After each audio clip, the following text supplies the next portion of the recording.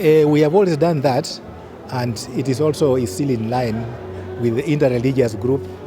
They are also organizing already to see which way, if the two will agree, we are always available. We can initiate, but also it depends on the two and other opposing parties to agree that they can come together and discuss. But the church and the interfaith group are always available for that matter.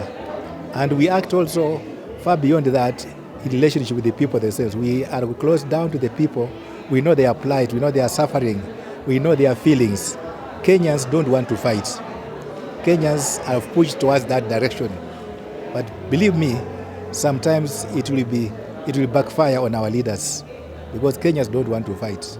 So let us not bring them far to that area of fighting them among themselves, because it might happen that it brings a lot of suffering and long sufferings because of our leadership. So we ask our leaders to consider Kenyans who want peace, Kenyans who want justice, Kenyans who want cohesion and also harmony among themselves. We want to encourage the government to feel that sense of discouragement that people have, and for that matter, to discourage the government and all the politicians, opposition and all the politicians, to desist talking vulgar languages, war languages, criminal languages in the public to the people. They can hold those meetings themselves, and we are available as the church also to participate into discussion matters concerning the well-being of the Kenyans. That is why we are the church. We don't side with any group, but we want to come together and discuss together for the good of the people, who we are and who they are also. We are all Kenyans, and we have only one country to live in. The more we take care of it, the more we protect it, the more we shall live happily with one another. We need to agree.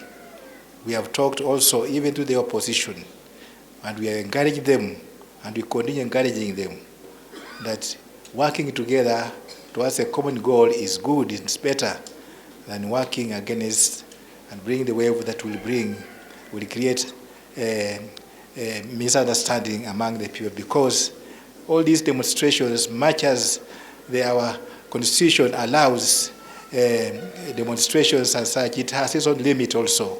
Freedom, when it reaches a point where it's no longer freedom, then it infringes on the freedom of another person, then it won't be good. We want to encourage our leaders to look into that, so that that freedom of demonstration, that freedom of also taking care of those who are demonstrating, shall not be infringements against the joy and livelihood of others.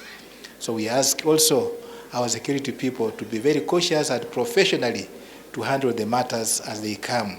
And we ask those people who go to demonstrations to ask, what really do you benefit in doing that?